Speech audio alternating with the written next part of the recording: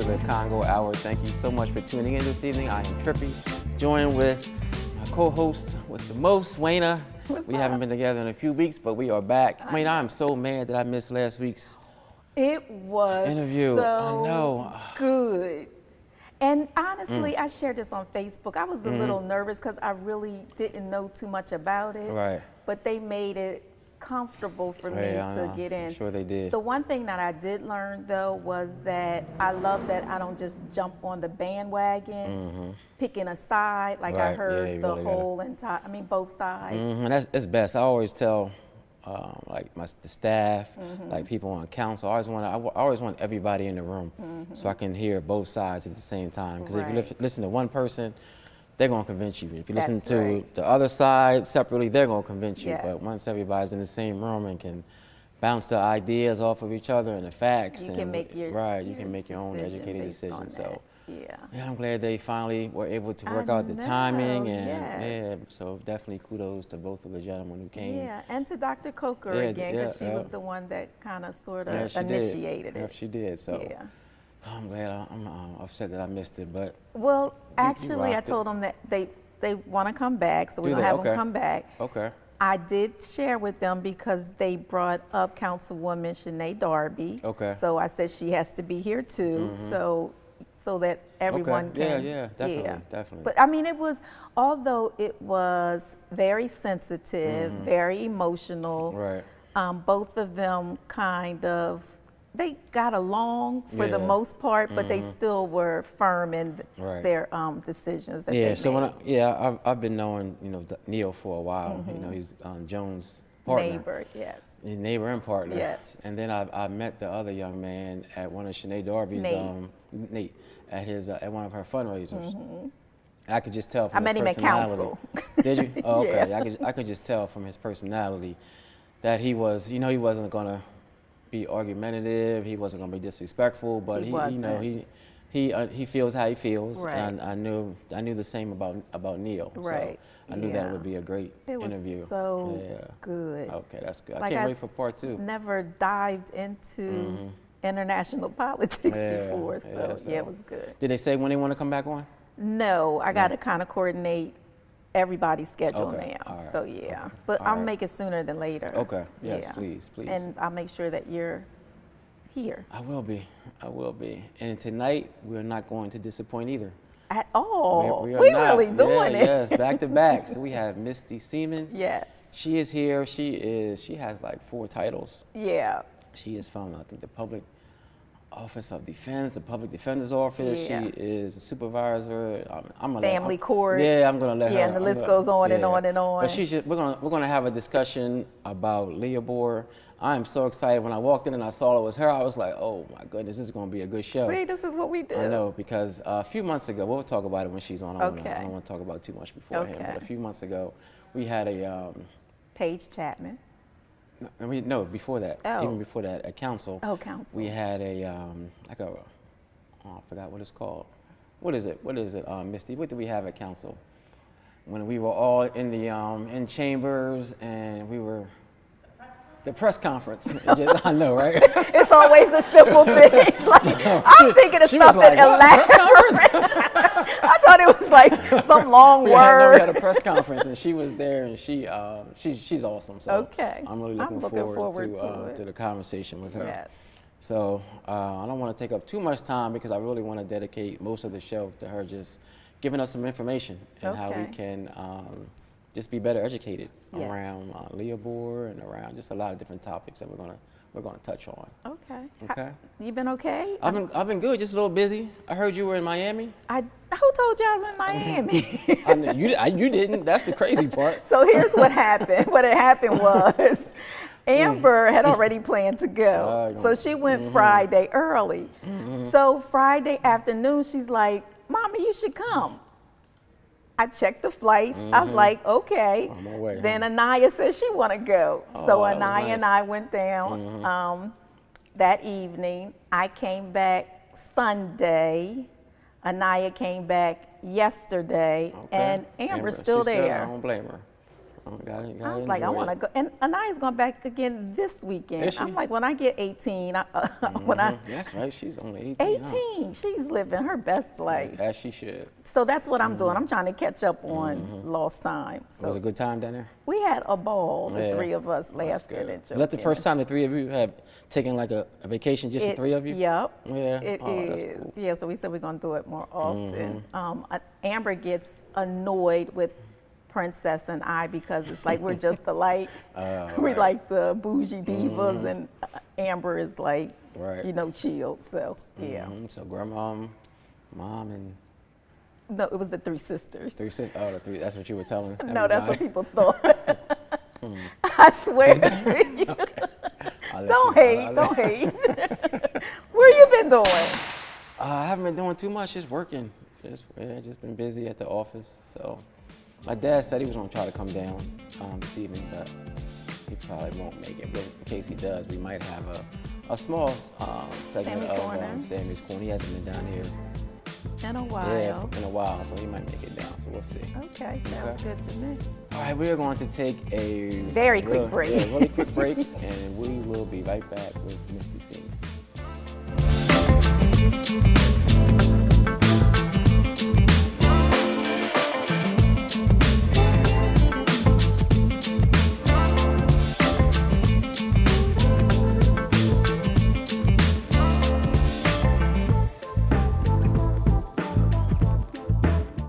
DETV has been Delaware's premium provider of creative digital and broadcasting solutions that bridges communities and connects people.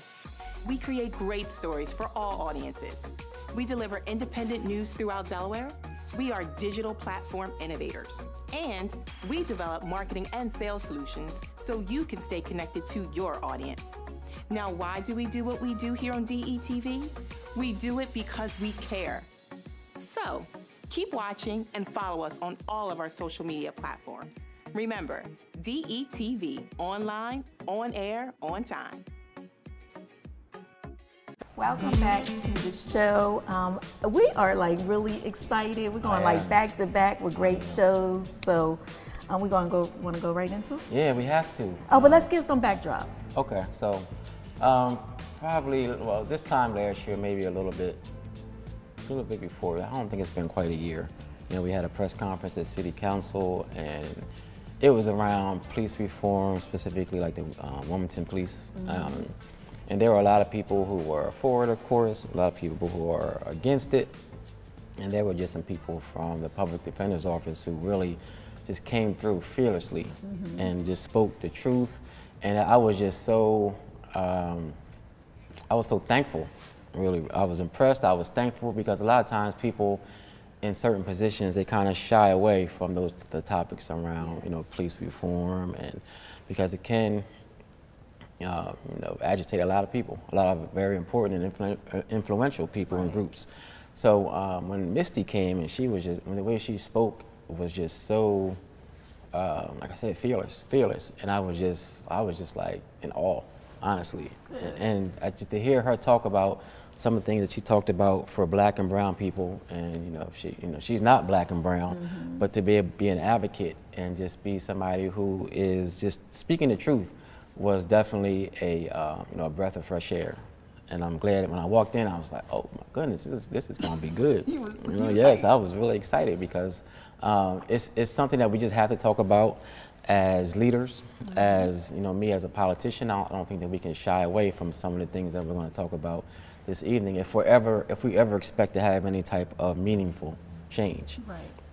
And we have to be, I think at the end of the day, elected officials have to be brave enough to have the conversation and brave enough to vote the way that we know that we should vote, and not worry about the police being disappointed in us, not worried about certain groups being disappointed in us and not supporting us politically. It's like it's way bigger than us. Right. Like if we ever expect to make some real change. Or worrying about the administration. Right, and it's, if people, we get into politics, I think, for good reasons, but sometimes over time we become influenced, and we kind of shy away from conversations like this. And I just think that hopefully tonight will be the beginning or continuation of conversations that we just have to have everywhere, in homes, at work, in political environments, just everywhere, because I know at the end of the day, people who have had the faith in us to elect us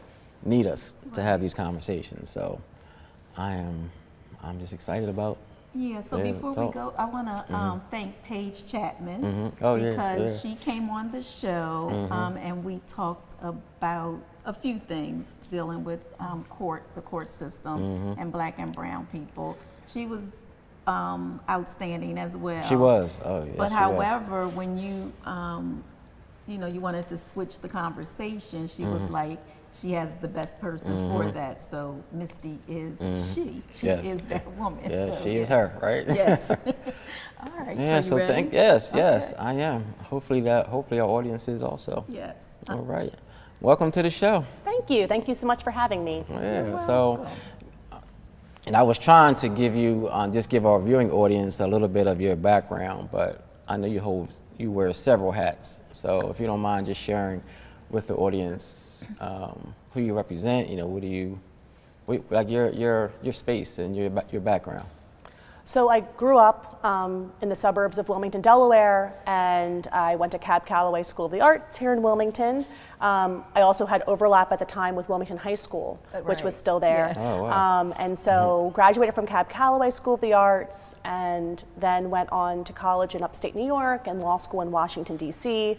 I have worked as a newspaper reporter, a newspaper editor, a press secretary for a United States senator. I have, since law school, worked at the Delaware Public Defender's Office here in Wilmington, and I have done every single type of case you can imagine. I have done everything from traffic offenses to DUIs to robberies and burglaries to murder in the first degree. My very first trial as a co-counsel was a capital murder trial here in Wilmington, and you're kind of thrown into the frying pan, which I really like about our office. Actually, it was a really great learning experience. So I have worked through the Public Defender's Office for the past 10 years, and I am now supervisor of our family court unit, and our family court unit represents all children charged with crimes and all misdemeanor offenses with adults involving family members or intimate partners. So we do that work every single day, and I really enjoy my caseload of family court cases, and then of course the kind of more serious felonies I've handled.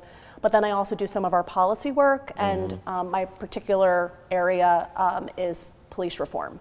And I've been working on that for at least the past 4 years. Okay. All right. What does police reform mean to you and to your office? Well, so if I can give a little bit of background on it. So what had happened was I would just speak to my clients about their cases, and names kept popping up from different people. So the same names of the same police officers were popping up from different clients who didn't know each other. And it started to get my interest piqued, and I started to get suspicious. And so then there started to be more things that came to my attention, either at trial, where officers were not telling the truth in sworn testimony, or there was some sort of problem with that police officer regarding their misconduct, and I just got more and more suspicious. So when the murder of George Floyd happened in May of 2020, I thought to myself, what can I do in this moment? And so my colleague Elliot Margulies, John Alfredo, and I started to work on a document to give to the legislature saying, here are 11 things we can do that would actually make a difference regarding police reform. And one of the biggest things in Delaware that I hope that people have heard of by now is Delaware's Law Enforcement Officer Bill of Rights, or LEOBOR. And LEOBOR in Delaware was one of the most secretive police misconduct laws in the country. So back in 1985, police officers in Delaware asked for a Bill of Rights. And basically it's just true. They have the most due process of any Delaware citizen. They have special super due process where if they're being investigated about something, they have all of these additional rights under the Bill of Rights in Delaware since 1985. The strange thing that happened is that Rodney King beating happened in 1991. And before 1991, there was the Bill of Rights, but there was no confidentiality clause, i.e. police misconduct was public. So in 1991, when Rodney King beating happened, and for people that may not know, it was a black man was beat by the police in California, and someone just happened to have a video camera, not a cell phone, an old-fashioned video camera, and videotaped it. And it went, we didn't have the word for it at the time, but it went viral. Everyone found out about it. Well, instead of, in my opinion, being concerned about police misconduct, what happened instead in Delaware was they introduced a confidentiality clause trying to make police misconduct secret. So that actually was vetoed by the governor and did not make it into law and was not supported by the Delaware Department of Justice. But over the next several years, it eventually did become law. And Delaware, again, in my opinion, got the worst and most secretive police misconduct law in the country, where all police misconduct records became secret. The year after it passed, there was a carve-out for civil attorneys, and civil attorneys are people who sue for damages. So if a civil attorney is suing the police for damages or physical injury caused by the police, they get the police misconduct records, and that was it. So public defenders and criminal defense attorneys who are representing people facing so much time in prison and sometimes the rest of their lives, and also at one point the death penalty, were not entitled to these records. So you could be in court trying, and a police officer is involved, and you wouldn't have access to their record, to their... No. And there's only two carve-outs for criminal defense attorneys that I knew about up until 2023. One was something called Brady versus Maryland that everyone should know about. Brady versus Maryland is a United States Supreme Court case that says if the prosecutor knows about exculpatory material, which means stuff that means someone might be innocent, or might impeach, which means you can, a witness might have a credibility issue, or if that evidence just exists, the prosecutor needs to turn that over. That has been a challenge. We do not get very many police misconduct records that process, even though it's my opinion we're entitled to them. The second way we've gotten them under Delaware law is if I can establish a factual predicate that a police officer has engaged in misconduct, then I can have access to his file eventually. But it's a catch-22. If we have the most secretive record law in the country, how am I going to know? And there's even a case from the city of Wilmington in the early 2000s where a Wilmington police officer was accused of rape, and the Department of Justice could not get access to his police misconduct records and had to go through that process I just explained. The factual predicate being he was accused of rape. And there was tons of stuff in his file. And that kind of goes to one of my arguments is, I do believe where there's smoke, there's fire. And when it eventually gets to the newspaper, I think that there's examples and arguments that there's been misconduct for a very long time that's been swept under the carpet because it's been able to be secret. So what can we do to change that?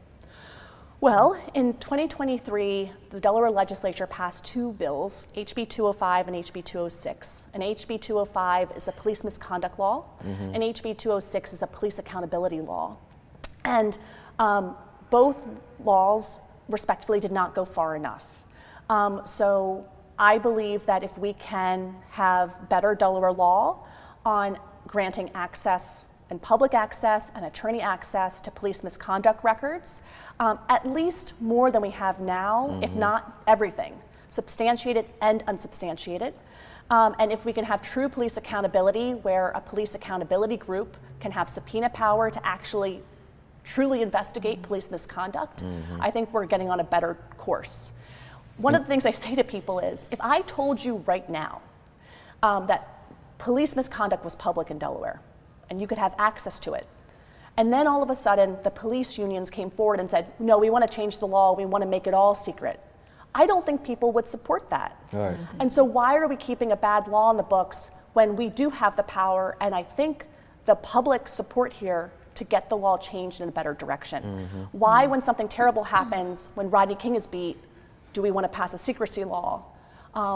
Why, when one more bad thing after another happens, do we keep moving in the wrong direction rather than, I think, in a more transparent and accountable direction? So FOIA, I apologize, FOIA wouldn't help out with that law?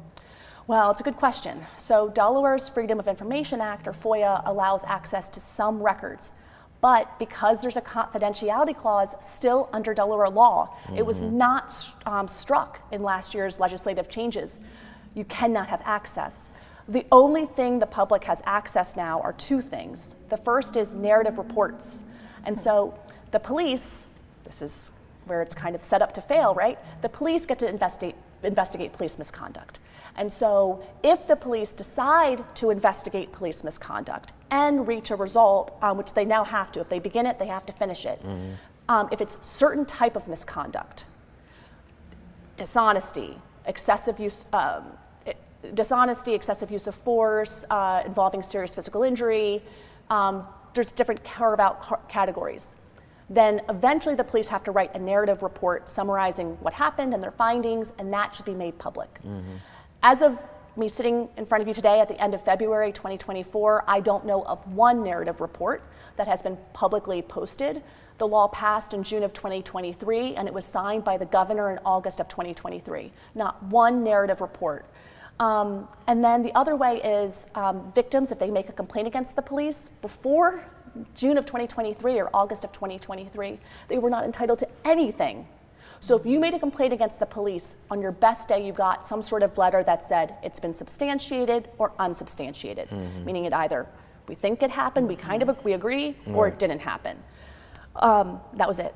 They didn't find out discipline or how the investigation went. And now victims of police complaints are entitled to know a little bit more information. So those are the only two ways right now. Okay. Not So FOIA. you mentioned earlier about review boards and their, I guess when the public hears about a police review board, I think automatically the public thinks, oh, this is a great thing, because they're going to have the authority to actually review and have access to information and share it with us. But that's not the case, right? The police, they're supposed to be under HB 206 police accountability boards on some sort of level, state, county, local. It can take different forms. Okay. But they have limited investigative powers. So they don't have subpoena power. They don't have discipline power. However, they can do so many things that I do encourage members of the community to involve themselves with. Newcastle County has established a police accountability board under HB 206. I would say they have gone in the direction of making, I think, the best model possible they can. That's recent, right? Very recent, yes. Under the current Delaware law. And I think that's because they engaged the community. Okay. Community advocates were involved in the process of creating that. And County Executive Matt Meyer and his policy director, Brian Boyle, and then the community advocates from NAACP, Delaware Center for Justice, American Civil Liberties Union, my office, all were involved in creating a board that would really try to do everything it could. And I would really encourage people, don't get discouraged. If you don't live in Wilmington or if you don't live in Newcastle County, you should talk to your local elected officials about creating their board and getting involved, because there are models all across the country that may not have certain powers, but they can still do a lot, like reviewing policies, writing a report, holding the police accountable under the law, under the new laws, HB 205 and 206. There's a lot they can do. It's not as far as it should be, but that doesn't mean don't do it. Right.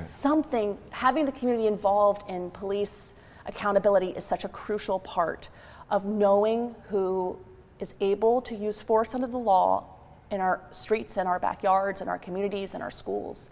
And so I think it's an important part that members of the community should engage in. So for people out there who may not agree that there should be total transparency, like what are some of their arguments? Okay.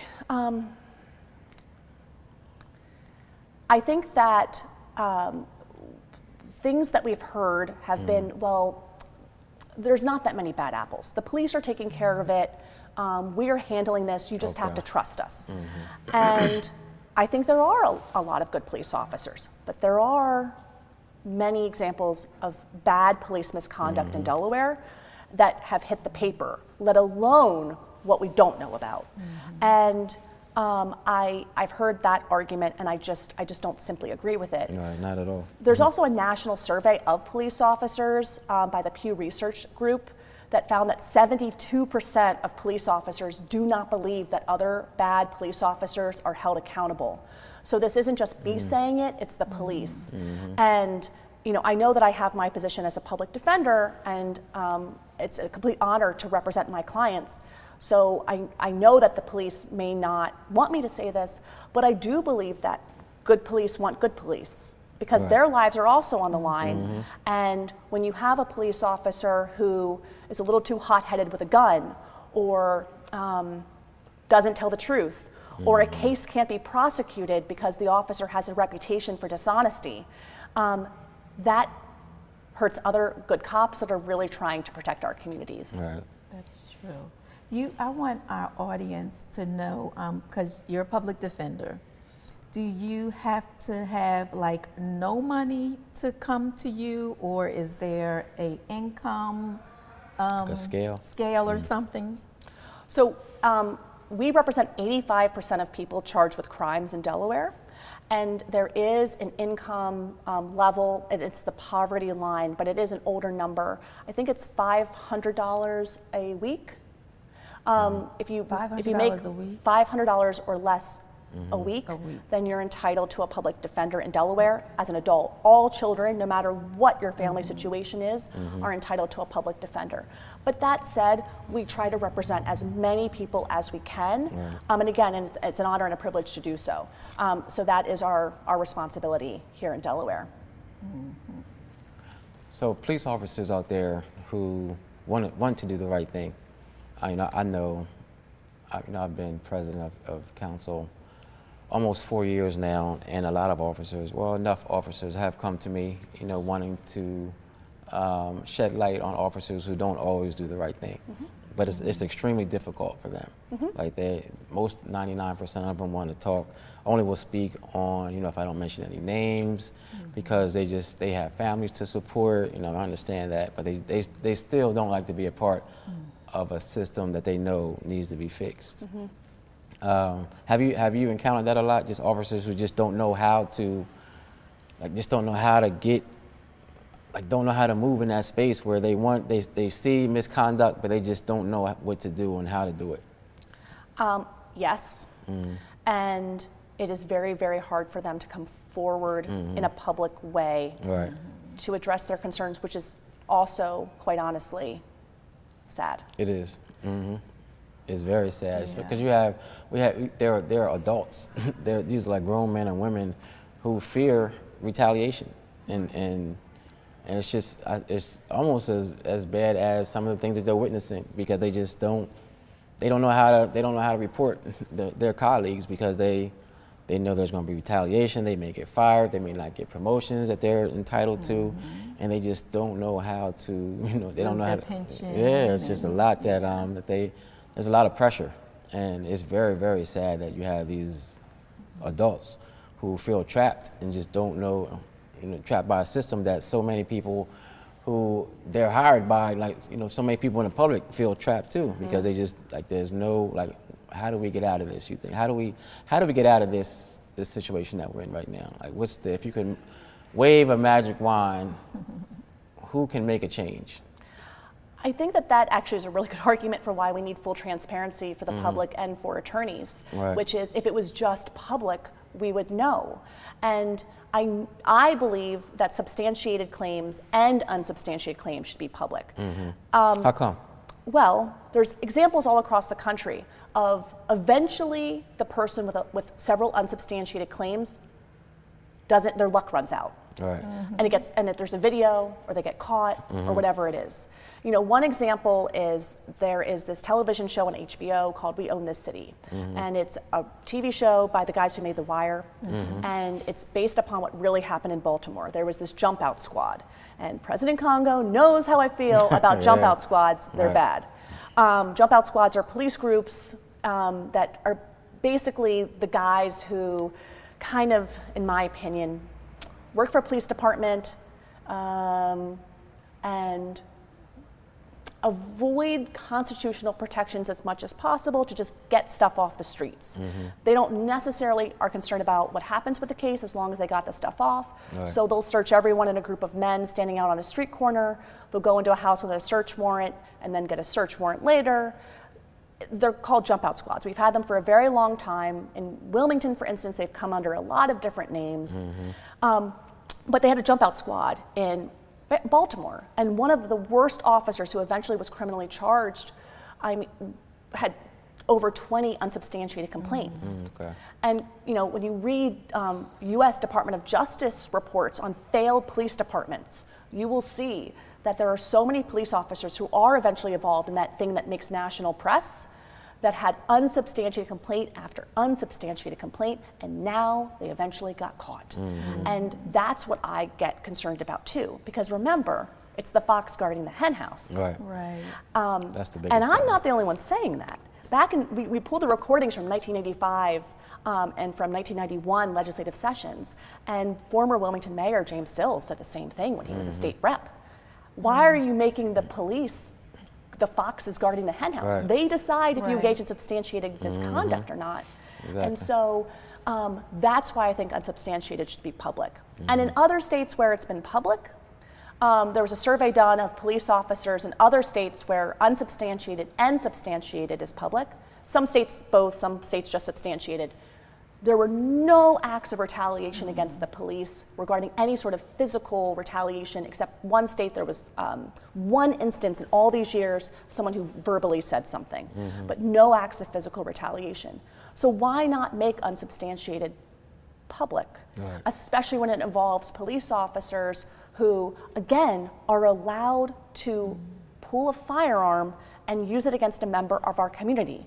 It is the toughest, most challenging, most powerful, in my opinion, position in our government.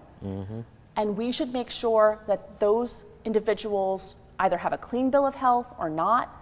And I also want to say, and I know, I think you might agree with me, President Congo, I don't want to speak for you, but if you look at our different budgets in Delaware, local, county, state, some of the highest percentages of our budgets are going to the police. That's true. So Yeah, like why 60%, aren't taxpayers entitled to what's going on with their police department?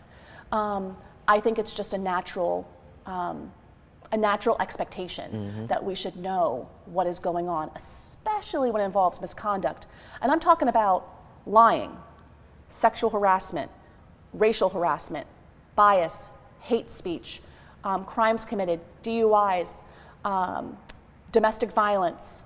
These are not things I think are controversial. These are things that I think the public has a right to know. And right now, the public doesn't have access to any of those crimes you just mentioned. Only narrative reports regarding, I would consider it 6 different areas, like dishonesty, use of force involving serious physical injury. So let me give you an example. So this is where the law, there's a loophole. There's loopholes under the new law that passed. I don't know if you remember the case of a Wilmington police officer who slammed a man's head against a wall in a corner store, I think in Southbridge. Yes. The only reason we know about it is because it was caught on a store surveillance tape. He was eventually criminally prosecuted by the Delaware Department of Justice. Any misconduct records he has regarding lying about slamming the man's head against the corner store wall would be in the narrative report. It could be argued that the actual excessive use of force would not be eligible for the narrative report because it wasn't serious physical injury. So those are the types of things where when you kind of follow the police misconduct we're seeing, what would we be entitled to? There was a man who gave the middle finger to the Delaware State Police, which he is entitled to do. It's the First Amendment. The only reason we know about it is because he sued. And on the dash camera, the police were like, I think he's allowed to get away with it, but let's charge him with some trumped up charges anyway. Yeah, I remember that. Wow. Would that be dishonesty? Would that be intentional dishonesty, which is what criminal defense counsel are entitled to under the new law? So there's how things are classified and overlapping bad behavior happens, and then the question becomes, is the public entitled to that? And shouldn't we be? Yes, most definitely. The narrative is written by the police. Yes. Okay. So at the end of the day, it just comes down to legislators being able to create laws that would allow the public, allow the court systems to have access to the history of police officers, right? So that's what it comes down to, state legislators, right? Yes. Right, so if you could speak into, say, a state legislator is watching right now, what would you say to that legislator? I would say that I think we need to make police misconduct laws and police accountability laws more transparent and accountable. And I would specifically ask that the next step be granting the same access to criminal defense counsel that the civil bar gets. Okay. So your viewers may remember I talked about the fact that there's a confidentiality clause for police misconduct files, unless you're suing the police for money or damages. Okay. As a criminal defense attorney, I, under the new law from 2023, am only entitled to acts of intentional dishonesty, whatever that means, right? I'll figure it out in court. Right. And good luck with that. I think that criminal defense counsel should have the same access as civil attorneys, and it will be treated the same way as everything else we get. I get autopsy records, victim medical histories, photos of crime scenes, and I treat those with respect. I would give the same respect to police misconduct records, just like I do everything else. And I don't think that is controversial, and perhaps I'm naive. So that's the next step to me. Because the other thing is, in Delaware, I know that there are innocent people locked up in prison for the rest of their lives. Yes. Right. And I'm not just saying that.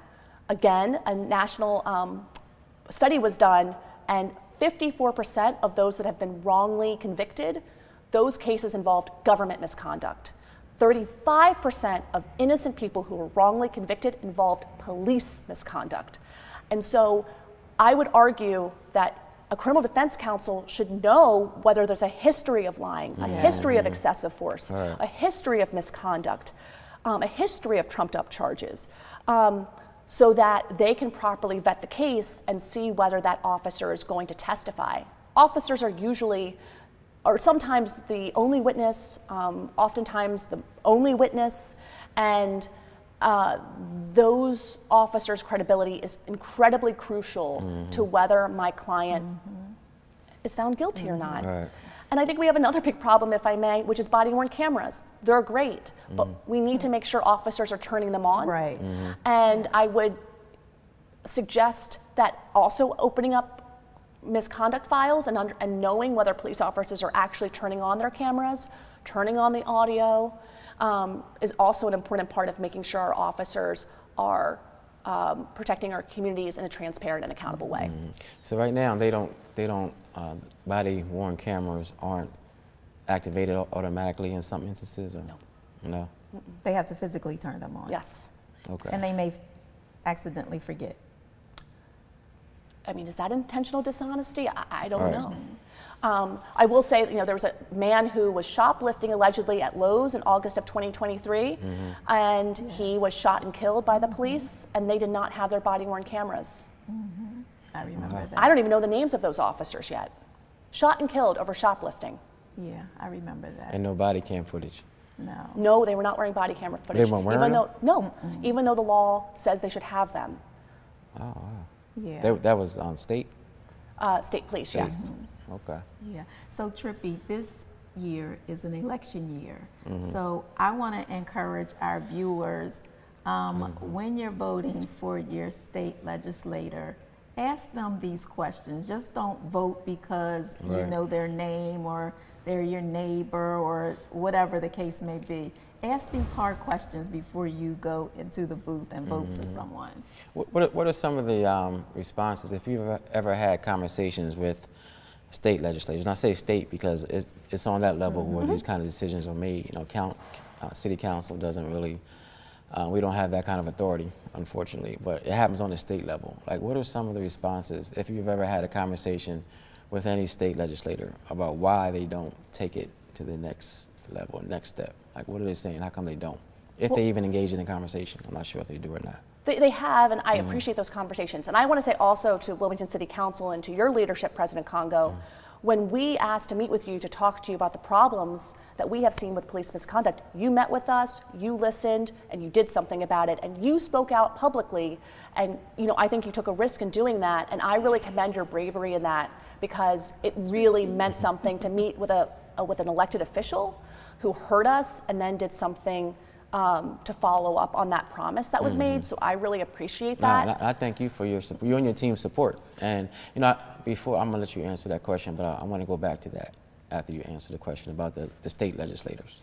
Yeah, so the state legislators, we have had really amazing conversations with several state legislators who hear us and want to support us. The pushback has been especially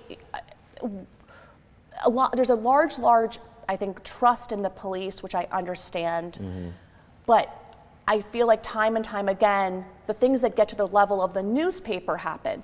There was a point in time where every single week there was an arrest of a police officer or some sort of misconduct alleged. And it seems that there has been, from the legislators who really support the police, almost a blindness towards what is in the newspaper. Okay. As a person who deals with this issue every day, the client who comes and says, this terrible thing happened to me, my house was searched without a warrant, they jumped out on me and all of my friends, they keep stopping me over and over and over again and I have nothing.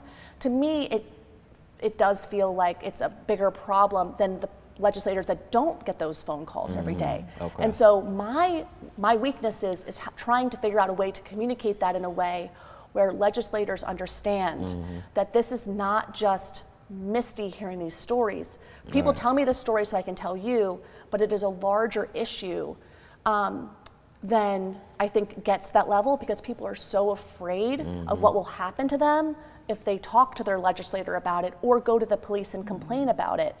And so that has been my I think something I could do a better job of, is how to make this more relatable to people that have never experienced or hear all the time about police misconduct. Okay. Have you been labeled anti-police? I think the police have called me that, and I'm not anti-police. Right. I think that the work that our police do when they are doing a good job, and the good officers, is, again, the hardest and most challenging profession that we have in the state. So I do not agree with being called anti-police. I think that it is something that is said to weaken the arguments that I am making. Right. And I think it's a deflection tactic to try to silence my voice. Right. And respectfully, it's not going to work. Right. And I asked that, but I already knew the answer, because that's the same thing has happened to me. When I make the kind of statements that I make around police misconduct, now all of a sudden I'm anti-police. I've never been. Ever since I've been on council, whenever the police had an opportunity to endorse me or my opponent, like they always endorse me, and I've always supported them. But at the same time, I just can't sit by blindly and watch things happen that I know that people who have entrusted me to talk about, and I have to talk about it. And that makes me, I think it's very unfair that we're labeled that, because I've always been very supportive, but I'm not going to be silent. I'm going to do what I think is right. And it's just interesting that, like, police officers are saying that I'm anti-police, and I've never been, but I'm just speaking up about things that they come to me, like some of their colleagues. Like, I'm not making these stories up. Like you said, your clients come to you and tell you stories. Like, there are officers who come and tell me these stories because they know I'm not gonna say who, I'm not gonna say it was them, and they know I'm gonna talk about it in a public forum where hopefully some change can happen.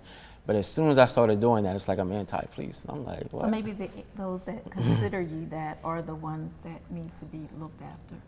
Oh, absolutely. Yeah, absolutely. But it's just it was kind of not funny, but it's just like it's sad that that's the tactic that's used, like you said, Misty, just to kind of weaken my stance or weaken some of the statements that I've made around police misconduct, whether it's within the police department or with the community. Now it's like I'm anti-cop, and I've never been. I'm not. Like you said, there are great cops, But it's a tough conversation, and I think we have to have that tough conversation. That's why we're here. That's why you're hired. That's why I've been elected, to be able to have these conversations where, we have to help people understand that we have to keep going. I want to say this to both of you, and I don't remember. I know it was someone old from years ago. Like, it's not what people call you; it's what you answer to. Oh yeah, that's true. That's true. Yeah, I don't let it bother me at all. It's just, it's kind of sad that that's a tactic that's used, so they can, like you said. I think you put it perfectly when you said to weaken our statements or our stance. Right. Yes. Well, Yeah. anything else you want? We went over a lot. I know you could probably go on for another 3 days. I would ask, if I may, of your viewers, just a few things. I am pushing for a bill to increase access to criminal defense counsel to the same records that civil counsel get. And so I would ask your viewers to support that. It sounds wonky and it sounds like, how does that impact me? But it impacts people who are facing their life in prison or a lot of time in prison. And I think it's an important next step to move that forward. And I might be naive, I don't think it's controversial to have attorneys get access to the same things civil attorneys get and prosecutors get. Why are we left out of it? I would also ask. Yeah, it doesn't make any sense. It doesn't. I'm thinking all. after you said it that one time, I'm like, that doesn't make any sense. So say that one more time, whatsoever. please, just so make sure that sinks in with our viewing audience. If people can hope that their legislators ask their legislators to support legislation to allow criminal defense counsel to have the same access to police misconduct records that civil attorneys suing for damages or prosecutors have, that's my next ask. That's the next step. And then I'm hoping that there's going to be more legislation trying to get us in the right direction on this. Okay. I would also ask. So right now, I hate to cut you off. So right now, so you're a lawyer. So right now, you don't have access to information that another lawyer who was hired, say if I came to you and I needed you to be my public defender, Waynna went to another lawyer and she hired that lawyer. She was able to hire that lawyer. That her lawyer would have more access than you would. Is that what you're saying? Or so what like an overlap might happen where the police beat up my client. Okay. And I will not have access to those police officers' misconduct records. Okay. But if that client hires a private lawyer to sue the cops for being beat up, they will get access to all of the records. And so that's where it gets, that's where I think inequality happens. Straight up inequality and unfairness. Because you have to have money to be able to. Well, you can hire, if you get beat up by the police, you can usually hire a lawyer, and if they win, they'll get some money. So I don't want people who feel like they've been the victim of misconduct to feel like they can't get a lawyer. You can. But public defenders and private criminal defense attorneys do not have access to things except for the three things I told you about before. Brady, factual predicate, or the very limited access under HB 205. The other thing I would ask your viewers to engage in, if they're interested, is really stay on top of their local community's police accountability board.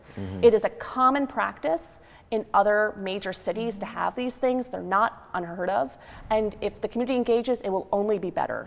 And so make sure your community is setting it up, make sure you're going to the meetings, sign up to be on it if you feel like that's the right choice for you, and hold the police accountable to what they're supposed to be doing. There is no narrative report that has been published so far since August of 2023. When will officially the police office on standardized training called POST be set up, which was supposed to be set up under HB 206? Where is their public website? So I think holding the police accountable to these things, and then just staying on top of your legislators and your elected officials to make sure they are moving us forward on this. Rather than keeping the status quo and saying, oh, we're done, there's a little bit more access now. I don't think it's true access, and I think that there's a lot of loopholes that will prevent the public from getting what I think they're entitled to as taxpayers. Okay. Thank How you can so people very contact much. you? What's your office's number? How can people get in touch with So you or someone from your office? My direct number is 302-255-0133. They can call me directly. If they've had an experience with the police, they can call me and I can try to put them in the right direction. It does help to know whether there are things happening in the community that also might have happened to my client. Right. And so I am happy to talk to anyone who has had an issue and see if I can try to help in any way. Okay. Thank you. All right, see, told you. You were right. Yeah, I knew. I didn't saw doubt it. I mean, I didn't have any doubt whatsoever, but you were right, Trippi. Yeah, I really appreciate you. Thank you for having me. Thank you so much for Yes. having me. And thank Yeah. you to Paige Chapman, who is a delight and a fantastic, intelligent, terrific lawyer in my office who recommended that this might be a good place to kind of talk about police misconduct. We work with really, really terrific lawyers, and I hope that the public defender image is going in the right direction here, because we truly believe in this work. Yeah, I want to thank you again, because I hear and I feel your sincerity with dealing with Black and brown people. So thank you so very much. I truly appreciate you. Thank you. Yes. And I want to thank you for writing my my statement. So I got up doing What this. statement? So doing this press conference, right? Doing the press conference. Oh, you got a ghostwriter. Oh yeah, she and her team, they put it together for me. I got the credit, I guess, because I was brave enough for maybe to say it publicly, but I mean, that all came from you and your team. So thank you, because they gave me the facts. They pretty much, all I did was like read it. And I think you got like everyone in the room applauded you. I mean, that was the biggest moment, was his speech. They applauded you through me. They threw you like a single red rose at the end, actually. No, but thank you for that, because I think it was very impactful, and I think it put our police department on notice. It put council on notice, and I think it helped our community to know that we are listening, that we're engaged, and we're just not going to sit silent.